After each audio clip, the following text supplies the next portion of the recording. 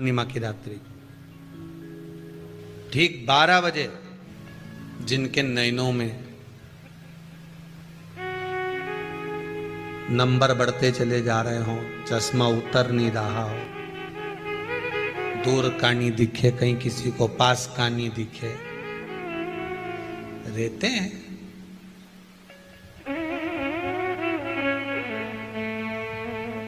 उसके लिए भी है पूर्णिमा के दिन तुलसी की जो डंडी होती है, तुलसी जैसे बेलपत्र की जो ये डंडी है, ऐसे ही तुलसी का जो पत्ता होता है, उस पत्ते की जो डंडी होती है, उस डंडी को चंद्रमा को देखा जाता है। उस डंडी की जो कोर होती है, उस कोर को दृष्टि से मिलाया जाता है। आप चंद्रमा की जैसे चंद्रमा का भाग, उस चंद्रमा के भाग को आप उस डंडी के भाग से निहारने का प्रयास करिए। महाराज घर में आइए, घी का दिया लगाइए, उस घी के दीप को लगाने के बाद पूर्णिमा के दिन उस पर एक प्लेट थोड़ी तिरछी कर रख दो, जिससे उसकी कालोच काई की उस दीप की, घी के दीप की कालोच उस प्लेट पर आ जाए। थोड़ी सी कालोच ले लीजिए, 5-10 मिनट में आ जाएगी। उसको गाय के घी में मिलाकर आंखों में सुरमा लगाकर रात्रि को सो जाइए। 3 दिन बाद आप महसूस करेंगे कि नेत्र की ज्योति बढ़ना प्रारंभ हो रही है। नेत्र की अब इस प्रयोग को करने में कोई धन लगा तुम्हारा? अरे बोलो तो सही। कोई दौलत लगी तुम्हारी, कोई संपदा, या फिर तुमने सियोर वाला महाराज के लाके खूब बटोर के दे दिया, कुछ लगा? नहीं। तुम करोगे, लाभ तुम्हें मिलेगा। जो बच्चा बुद्धि से विकलांग हो, विद्या में कमजोर हो, परीक्षा हॉल में पेपर देते समय भूल जाता हो,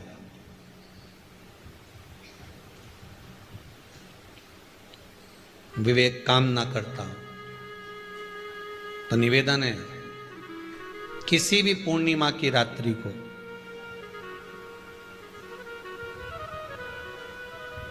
बारह बजे गाय के, गौ माता देसी गाय के जो 4 थन होते हैं, उन 4 थन में से जो आगे के थन होते हैं, 2 पीछे की ओर होते हैं, 2 आगे की ओर होते हैं, तो जो आगे के 2 थन हैं, उस थन का दूध निकलवा लिया जाए और उस दूध का कोई भी मीठा पदार्थ बनाओ तो ठीक है, ना बनाओ तो उसी दूध में शक्कर मिलाकर पूर्णिमा की रात्रि को जो विवेक से कमजोर हो, बुद्धि से कमजोर हो, या याद करा हुआ सब भूल जाते हो, या आपके लिए भी है कोई चीज रखते हो भूल जाते हो, विवेक याद नहीं रहता, बुद्धि में इतना प्रबल बल नहीं आ पाता, याददाश्त कमजोर होती चली जा रही, तो किसी भी पूर्णिमा की रात्रि को 12 बजे गाय के आगे के 2 थन का दूध, उसमें कोई पदार्थ, शक्कर, गुड़ कुछ भी मिलाकर भगवान के चंद्रदेव की साक्षी में उसको पिला दिया जाए।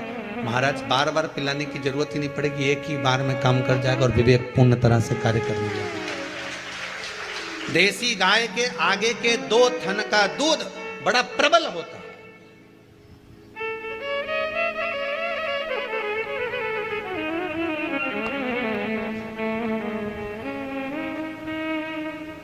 पूर्णिमा की रात्रि को 12 बजे उसका प्रयोग किया जाए। आप उस दूध को निकाल लो शाम के समय, रात्रि के समय ग्वाले से कहकर, जिसके यहाँ पर देसी गाय हो, वहां निकलवा कर उसको रखा जाए, उसका पान करा जाए। महाराज रोग बीमारी में प्रबलता, तो मां यशोदा जी जग कल्याण के लिए पूछ रही है, संपूर्ण विश्व के कल्याण के लिए।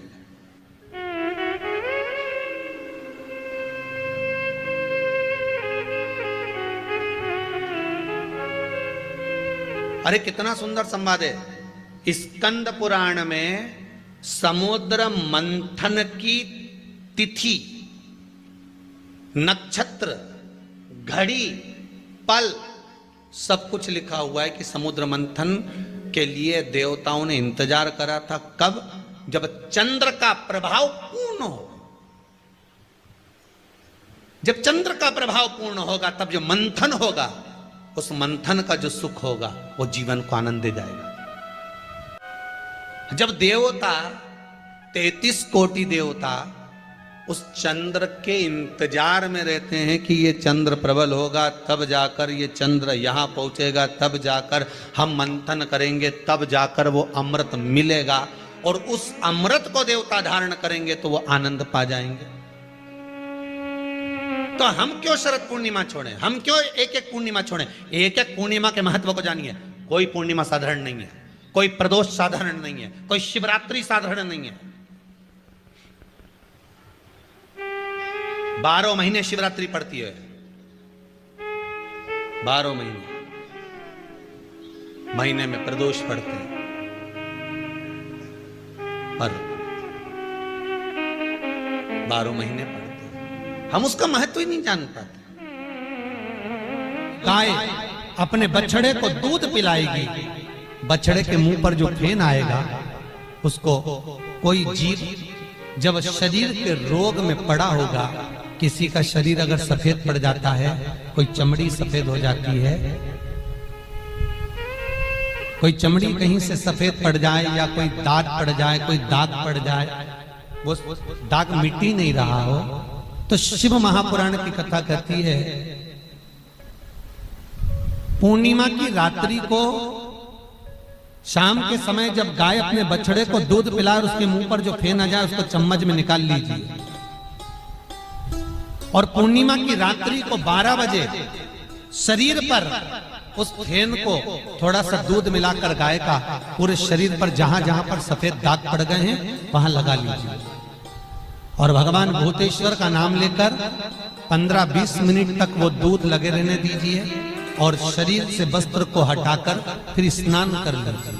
कोई साबुन नहीं लगाना है, कोई शैम्पू नहीं लगाना है, कोई तेल नहीं लगाना है, स्नान कर लीजिए। महाराज 3 या 4 पूर्णिमा आप लगातार करेंगे, शरीर पे से सफेद जो रोग हो जाता है वो समाप्त हो जाता है। कोई दवाई नहीं खाना पड़ती, केवल भूतेश्वर महादेव का स्मरण कर कर उस फेन का प्रयोग कर सकते। जो बच्चा माइंड से विकलांग हो, बुद्धि से कमजोर हो, जिसकी बुद्धि काम ना कर रही हो, पढ़ाई में चित्त नहीं लग रहा हो, खेलने में ज्यादा दिमाग लगता हो और पढ़ाई में ना लगता हो, या कोई माइंड से विकलांग हो, बुद्धि बिल्कुल काम ना कर रही हो, किसी की याददाश्त कमजोर हो गई हो, कुछ भी सामान रख दिया याद ही नहीं रहता हो, तो उसके लिए अमावस्या के दोपहर में 12 बजे गाय जब अपने बछड़े को दूध पिलाए, उसका फेन चम्मच पर निकालकर, जिसकी याददाश्त कमजोर हो, बुद्धि काम ना कर रही हो, विद्या में चित्त न लगता हो, उस व्यक्ति को मात्र 2 अमावस्या वो फेन पिला दिया जाए तो महाराज याददाश्त कभी नहीं जाती, विवेक पूर्ण तरह से काम करता है महाराज, बुद्धि पूर्ण तरह से काम करता है। पूर्णिमा के दिन अगर आप शंकर भगवान को 1 लोटा पानी अगर शिव को समर्पित कर रहे हो, श्वेत पुष्प को रखकर शंकर जी के ऊपर सफेद फूल को चढ़ाकर अगर 1 लोटा जल भी, एक पात्र जल भी शंकर को समर्पित कर रहे हो, तो ये लक्ष्मी के लिए ही तो कर रहे हो। और कौन सी लक्ष्मी? पूर्ण लक्ष्मी, पूर्ण लक्ष्मी। कितना सुंदर संवाद लिखा है, अगर किसी माता का पुत्र मान लो किसी नशे में डूबा हुआ है, कोई नशा कर रहा है और गलत नशा है, आपको लग रहा है कि ये नशे में डूबा हुआ है, आपको लग रहा है कि ये गलत जगह पर डूब गया है, आपको लग रहा है कि मदिरापान में, मांसाहार में या अधिक गांजा आदि का जो भी नशे होते हैं, जितने भी नशे, उसमें डूब चुका है, और माँ उसको समझा रही है तू नशे में मत डूब, तू इस काम को मत कर, तू ये गलत कर्म मत कर। माँ उसको समझा कर हार गई। तो मेरा माताओं से निवेदन है, आप उसको समझाना बंद कर दो, एक काम करना प्रारंभ कर दीजिए। हमें जो शिव महापुराण के माध्यम से शास्त्र कह रहा है कि आप 32 पूर्णिमा के व्रत प्रारंभ कर दो। उसमें करना क्या है आपको? केवल जिस दिन व्रत रहे, रात्रि के समय पर कोई भी मीठा कुछ भी सामग्री आप चंद्र की रोशनी में, चंद्र को अर्घ देने के बाद, पूजन करने के बाद उसको रखो, और वही सामग्री जो नशा कर रहा है उसको पूर्णिमा के दूसरे दिन उसको खिलाओ। आप धीरे धीरे खिलाना चालू करेंगे, जिस नशे में वो डूबा हुआ उस नशे से वो छूटना प्रारंभ हो जाएगा। 2 पूर्णिमा व्रत करके तो देखो 30 में तुम्हें जरूरत ही नहीं पड़े, धीरे धीरे आप रुक वो छूटना प्रारंभ हो जाएगा। जब देवता 33 कोटि देवता उस चंद्र के इंतजार में रहते हैं कि ये चंद्र प्रबल होगा, तब जाकर ये चंद्र यहां पहुंचेगा, तब जाकर हम मंथन करेंगे, तब जाकर वो अमृत मिलेगा, और उस अमृत को देवता धारण करेंगे तो वो आनंद पा जाएंगे। तो हम क्यों शरद पूर्णिमा छोड़ें, हम क्यों एक एक पूर्णिमा छोड़ें? एक एक पूर्णिमा के महत्व को जानिए। कोई पूर्णिमा साधारण नहीं है, कोई प्रदोष साधारण नहीं है, कोई शिवरात्रि साधारण नहीं है। 12 महीने शिवरात्रि पड़ती है, 12 महीने में प्रदोष पड़ते हैं, पर 12 महीने पड़ते हैं, हम उसका महत्व ही नहीं जान पाते।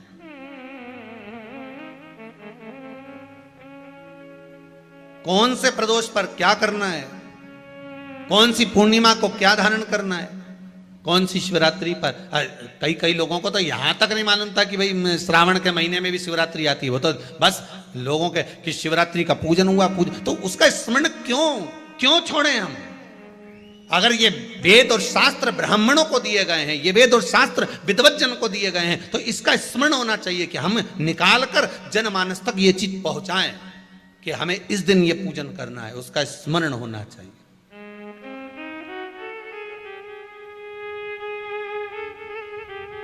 और वो सुख देने वाला।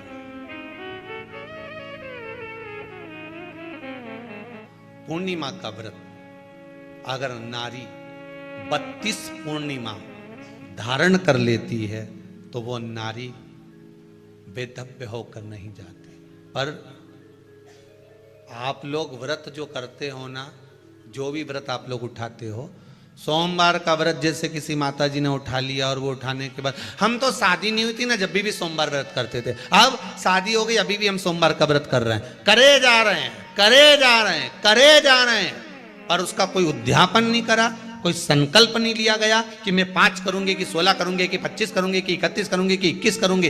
इसलिए पूर्णिमा व्रत का विधान में कहा गया कि 32 पूर्णिमा का पहला संकल्प होना चाहिए। उसके बाद आपकी 32 पूरी हो जाए, फिर आप दूसरे और व्रत कर लो, फिर 32 कर लो, फिर 32 कर लो, पर उसमें पूर्णता का भाव।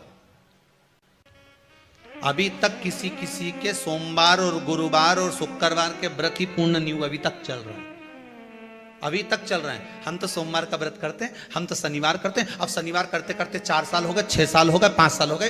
भगवान को तो थोड़ा बहुत कुछ खिला पिला के उनको एक बार तो विश्राम दे।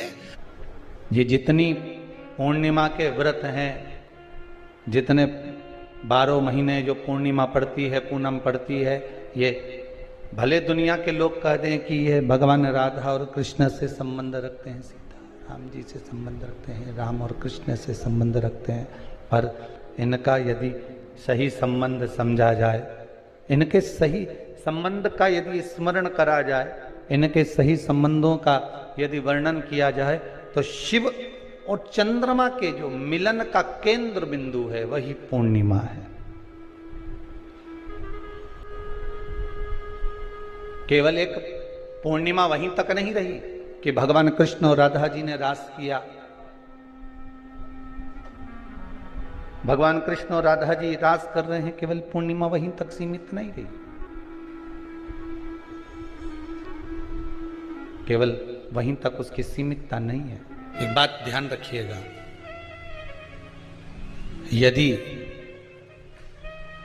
काया का रोग हो गया, मान लो शरीर कहीं से सफेद पड़ रहा है, कहीं से काला पड़ रहा है, शरीर में से खाल की फुकड़ी निकलना प्रारंभ हो गई हो, शरीर में काले काले चट्टे पड़ना चालू हो गए हों, या कोई विशेष रोग हो गया,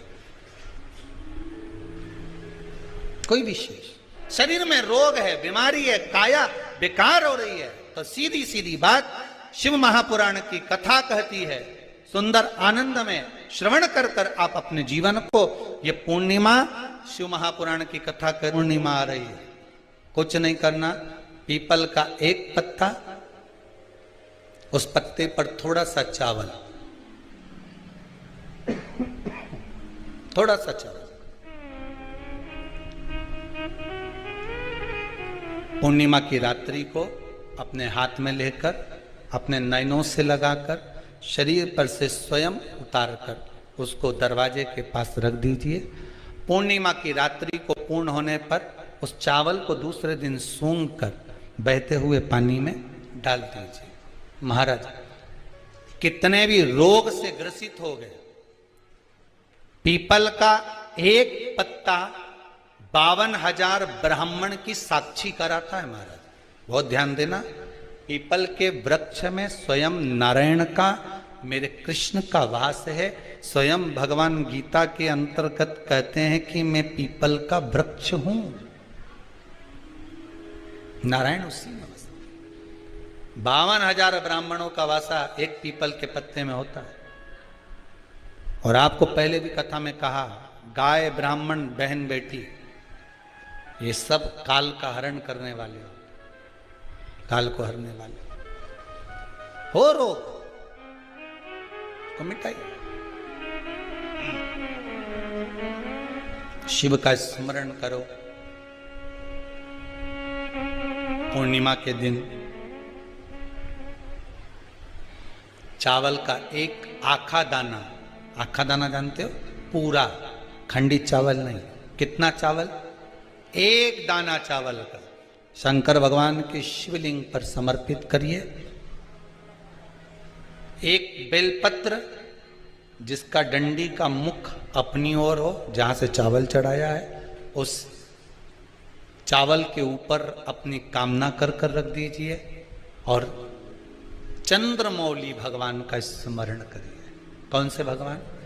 शंकर भगवान का सर्वश्रेष्ठ सुंदर नाम है चंद्रमौली। चंद्रमौली भगवान का स्मरण करिए, अपनी कामना कर कर, बेलपत्र समर्पित कर कर, शिव जी पर एक लोटा पानी, एक जल पात्र समर्पित करो, कलश से जल चढ़ा दीजिए, नैनों में वो जल लगाकर अपनी कामना कर कर वापिस घर को आइए। अगली निमा आएगी, जो कामना करी है मेरा चंद्रमौली भोलेनाथ उसे पूर्ण कर ही देगा। शिव उपासना के लिए जितनी 12 महीने में पूर्णिमा पड़ती है, एक एक पूर्णिमा का व्याख्यान वर्णन करेंगे। आज तो कथा का महत्तम दिवस है, पहला दिवस है, तो हम उसको महत्व समझें कि पूर्णिमा का महत्व क्या है। हम उसका महत्व समझें कि शंकर और चंद्र का रिश्ता क्या है, संबंध क्या है।